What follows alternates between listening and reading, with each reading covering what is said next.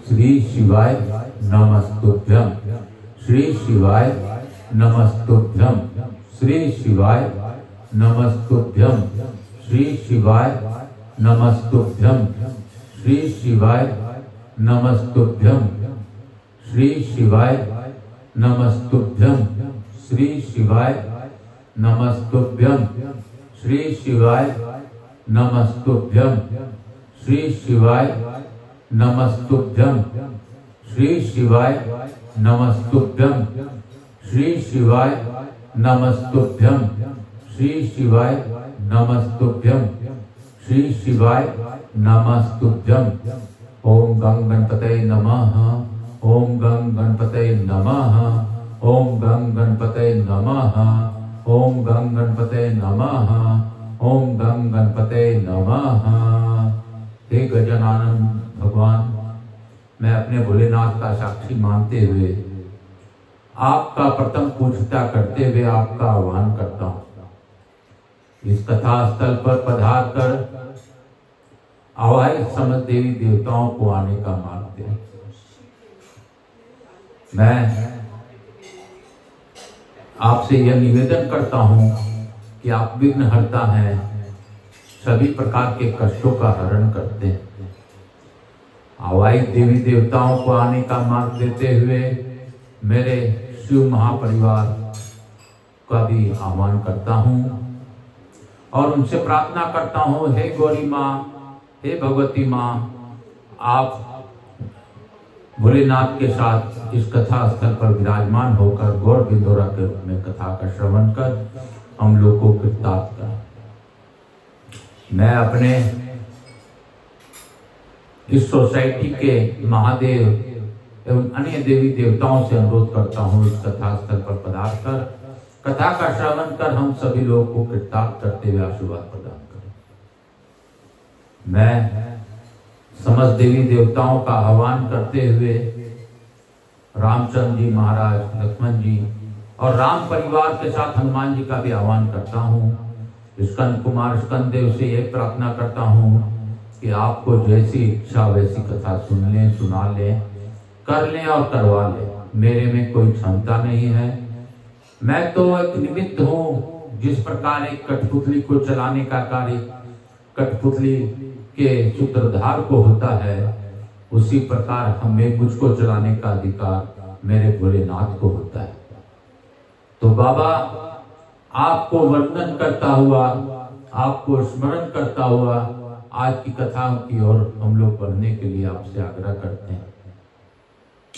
मैं आकाश राजगढ़िया बंसल गोत्रोत्पन्न हम, उमा शंकर नारायणी देवी राजगढ़िया का पुत्र, सांवरिया बाबा मेरे गुरु, जो यवतमाल में वर्तमान में निवास, और यवतमाल से ही उनसे आग्रह करूंगा कि हे गुरुदेव, आप सूक्ष्म रूप से मुझे गुरु आज्ञा दे।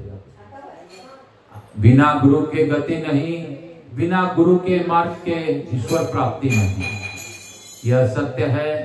इसीलिए मैं आपका आह्वान करते हुए आपसे गुरु का आशीर्वाद लेके, गुरु आज्ञा लेकर आज की कथा प्रारंभ करना चाहता हूँ। गुरुर् ब्रह्मा गुरुर्विष्णु गुरुदेवो महेश्वर, गुरु साक्षात् परम ब्रह्मा, तस्मै श्री गुरुवे नमः, तस्मै श्री गुरुवे नमः। मैं पंडित प्रदीप जी मिश्रा को भी धन्यवाद देता हूँ। जीवन भर मैं उनको धन्यवाद देता रहूं तो कम होगा। उनकी प्रेरणा के कारण मैं 18 पुराण पढ़ पा रहा हूँ, और यह मेरा द्वितीय पुराण है। शिव महापुराण के उपरांत स्कंद पुराण पढ़ रहा हूँ। इसके बाद लिंग पुराण इत्यादि पुराणों से को पढ़ता हुआ 18 पुराण पढ़ने के उपरांत अन्य ग्रंथों को भी पढ़ने का प्रयास करूंगा। आगे मेरे भोलेनाथ की इच्छा, शिव इच्छा बिना कुछ नहीं। शिव है तो शक्ति है, और शक्ति है तो शिव। काल हर दुखर दारिधर कष्टर हर हर महादेव। हे भोलेनाथ, आप इस कथा को सुनते हुए कथा करवा ले, कर ले, जैसी आपकी इच्छा हो वैसी कथा हो जाए, ऐसी प्रार्थना है। ओम नमः शिवाय, ओम नमः शिवाय, ओम नमः शिवाय, ओम नमः शिवाय, ओम नमः शिवाय। तो हम लोग कल थोड़ा सा कल की कथा की ओर बढ़ते हुए आज की कथा को करें। कल हम लोगों ने सुना था, जो मनुष्य प्रातः काल उठकर इस चरित्र का भक्ति भाव से पढ़ता है उसका कभी लक्ष्मी से वियोग नहीं होता तथा कभी उसे दुर्भाग्य का दिन नहीं देखना पड़ता। बोलो मेरे लक्ष्मी माता रानी की जय, बोलो लक्ष्मी माता भवानी की जय। मैं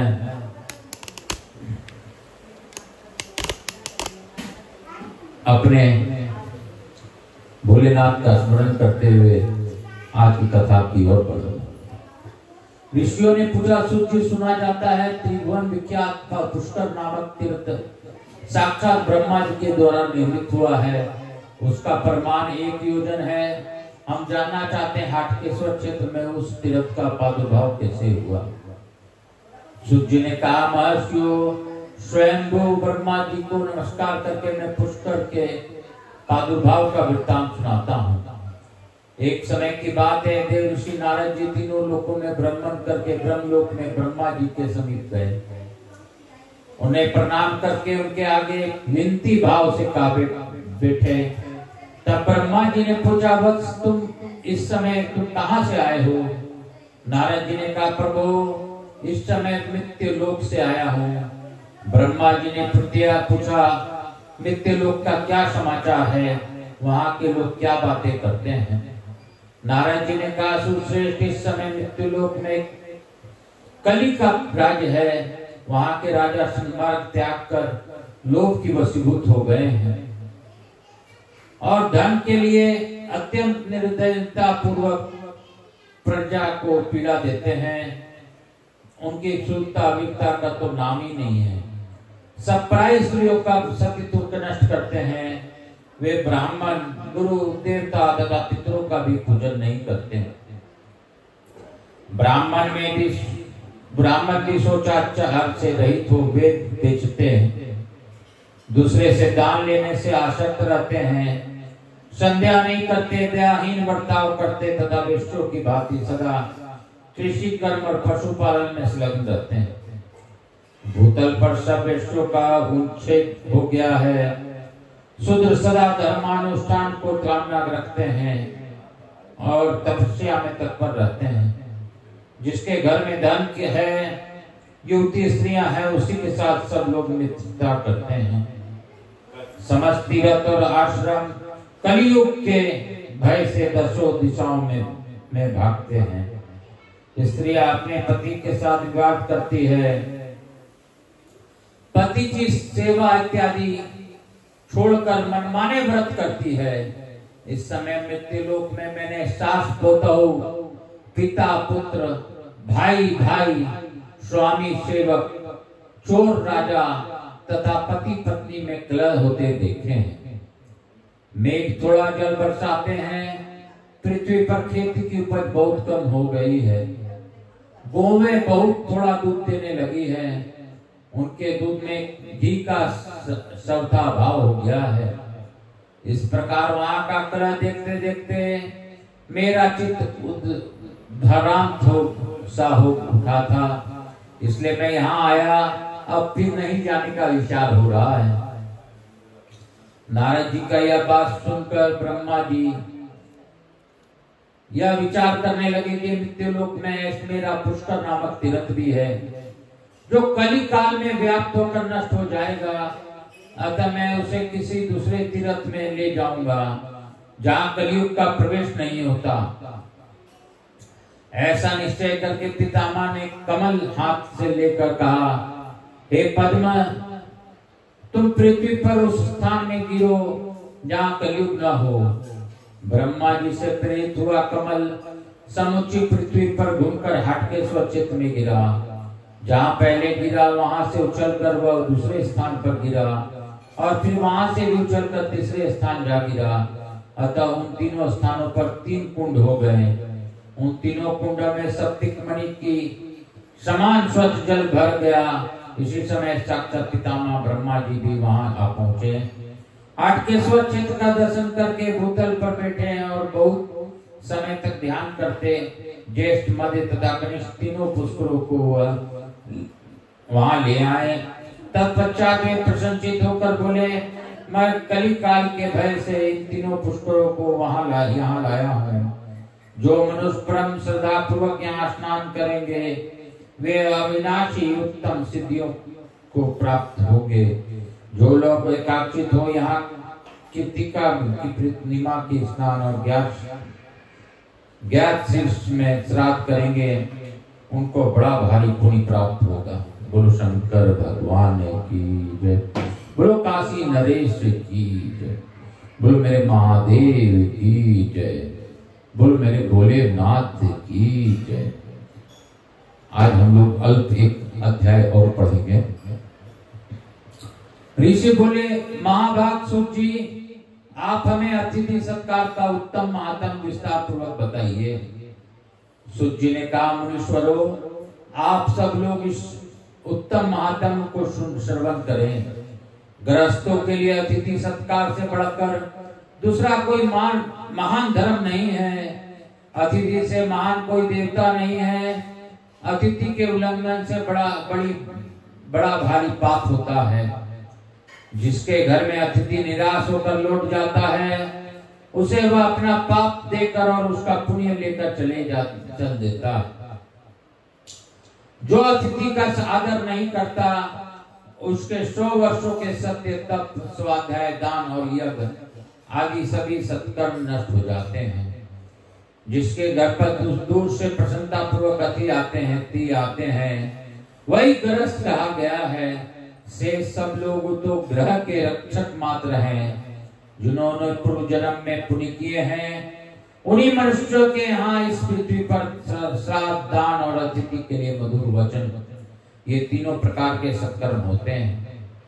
अतिथि को संतुष्ट करने से गृहस्थ के ऊपर सब देवता संतुष्ट रहते हैं और अतिथि के विमुख होने पर संपूर्ण देवता भी विमुख हो जाते हैं। इसमें संशय नहीं है। इसलिए गृहस्थ को चाहिए कि वह सदा अतिथि को संतुष्ट करे। यदि वह अपने लिए पुण्य चाहता है तो आत्मदान करके भी अतिथि को प्रसन्न रखें। द्विजवरों, गृहस्थ के लिए 3 प्रकार के अतिथि बताए गए हैं।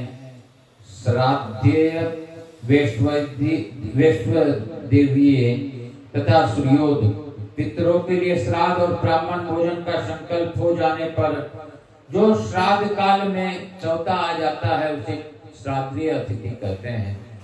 जो दूर का रास्ता तय करके थका मांदा बलि वैष्णवदेव कर्म के समय मध्याह्न काल में आता है उसे अभ्यागत को वैष्णवदेवी अतिथि जानना चाहिए। पहले का आया हुआ वैष्णवदेवी अतिथि नहीं कहलाता। प्रिय हो या द्वेष पात्र, मूर्ख हो या पंडित, यदि वैष्णवदेव काल में आया है तो वह यह स्वर्ग की प्राप्ति कराने वाला अतिथि है।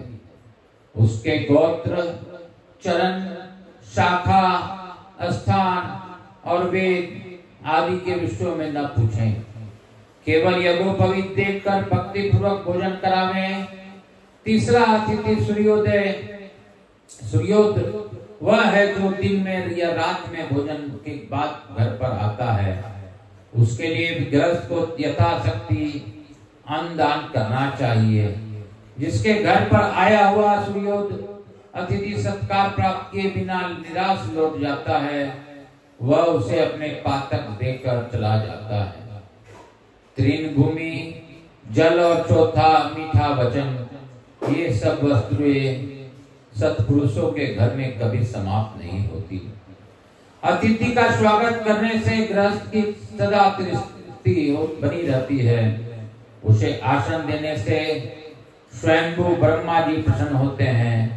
अर्घ्य प्रदान करने से शिव जी संतुष्ट होते हैं। पाद्य देने से इंद्र आदि देवता प्रसन्न रहते हैं तथा उसे भोजन देखने से भगवान विष्णु संतुष्ट होते हैं। अतिथि संपूर्ण देवताओं का स्वरूप होता है, अतः सदा उसका पूजन करना और विशेषतः उसे भोजन देना चाहिए। अतिथि न मिले तो अतिथि के नाम पर से किसी दूसरे ब्राह्मण को भी गृहस्थ पुरुष भोजन करावें। बोलो शंकर भगवान की जय, बोलो मेरे भोलेनाथ की जय। काल हर दुख हर दारिद हर कष्ट हर, हर हर महादेव शंभो शंभो बोल बम का नारा है। बाबा एक सहारा है। बोल बम बोल बम बोल बम बोल बम बोल बम बोल बम बोल बम बोल कावड़िया बोल बम। इसी के साथ आज के इस अध्याय के साथ ही आज की कथा को यहीं पे विराम दूंगा और लघु आरती करता हुआ आज की कथा को समापन करेंगे।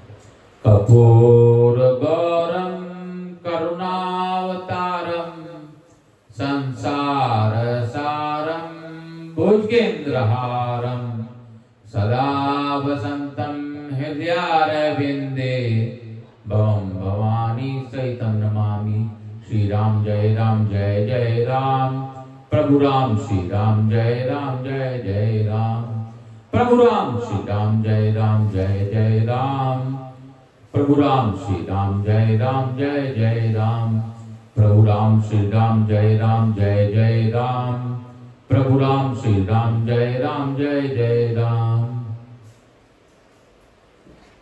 बोलो महाकाल राजा की जय, राधा कृष्ण भगवान की जय, लड्डू गोपाल की जय, राधिका रानी की जय। बोलो प्रेम से बोलो राधे राधे, सब मिल बोलो राधे राधे। राधे राधे राधे राधे, सबके कष्ट कटेंगे तुरंत आधे आधे। राधे राधे राधे राधे राधे राधे राधे राधे। एक राधे से आधा कष्ट चल जाता है, दो बार राधे से पूर्ण कष्ट मुक्त हो जाता है। इसलिए प्रेम से बोलो राधे राधे, सब मिल बोलो राधे राधे। बोलो राधे राधे, मैं भी बोलूं राधे राधे, तुम भी बोलो राधे राधे। सब कोई बोले राधे राधे, सब मिल बोले राधे राधे राधे राधे राधे राधे। राधे राधे राधे राधे राधे राधे राधे। राधे राधे राधे राधे राधे राधे राधे। राधे में है कृष्ण, कृष्ण में है राधे, इसीलिए तो है राधे कृष्णा कृष्णा कृष्णा राधे राधे। राधे कृष्ण राधे राधे राधे। कृष्णा कृष्णा कृष्णा कृष्णा राधे राधे राधे। राधे कृष्णा राधे कृष्णा राधे। राधे कृष्णा राधे कृष्णा राधे। मैं गणेश जी महाराज, लक्ष्मी जी महारानी, रिद्धि सिद्धि, गुलाब, कुबेर जी महाराज से अनुरोध करता हूँ इस कथा तल पर आपके आने का बहुत बहुत धन्यवाद। आप सभी लोगों को आशीर्वाद प्रदान कर हमारे यहाँ की काल तक स्थायी रूप से निवास करें। आवाज समस्त देवी देवताओं से अनुरोध करता हूँ सभी लोगों को आशीर्वाद प्रदान कर अपने स्थान को गमन करें। पुनः बुलाने पर सदा कर आशीर्वाद दें। मैं अपने इष्ट देव भोलेनाथ मैया पार्वती को प्रणाम करता हुआ उनसे आग्रह करूंगा, जो इस कथा का श्रवण करें उन्हें कथा सुनने का लाभ दीजिए। हे महादेव, हे मैया, आप शक्ति रूपा हैं। महादेव आप शिव हैं। शिव हमेशा विष पीत करके भी खुश रहते हैं और मैया आपके बिना सृष्टि नहीं है। तो आप दोनों को वंदन करता हुआ यही कहूंगा कि सभी लोगों पर कृपा बनाते हुए अपना आशीर्वाद दीजिए। मुझे मेरे जो सब्सक्राइबर बने और बनाए उनको पारितोषिक के रूप में उनके दुखों में उनका साथ दीजिए। इसी प्रार्थना के साथ आज कथा को यहीं पर विराम देता हुआ गुरु चरणों में समर्पित करता हुआ भोलेनाथ के मनन में ध्यान देता हुआ प्रार्थना पूर्वक आज का निवेदन करता हूँ। और जैसी बाबा को इच्छा थी उस प्रकार उन्होंने कथा सुनवाई और करवाई। बाबा मैं तो निमित्त मात्र हूँ, कठपुतली हूँ, बाबा आपका मैं तो दास हूँ। इसीलिए महादेव की दया मुझ पर बनी रहे। काल हर दुख हर दानी धर कष्ट हर हर हर महादेव। मुझसे जुड़े मेरे जितने भी हितकारी हैं सबको आप विशेष रूप से ध्यान दे बाबा। काल हर दुख हर दारी धर कष्ट हर हर हर महादेव। शंभु शंभु बोल बम का नारा है, बाबा एक सहारा है। बोलो बम बोलो बम बोलो बम। रटा कर तु श्री शिवाय नमस्तुभ्यं। जपा कर श्री शिवाय नमस्तुभ्यं।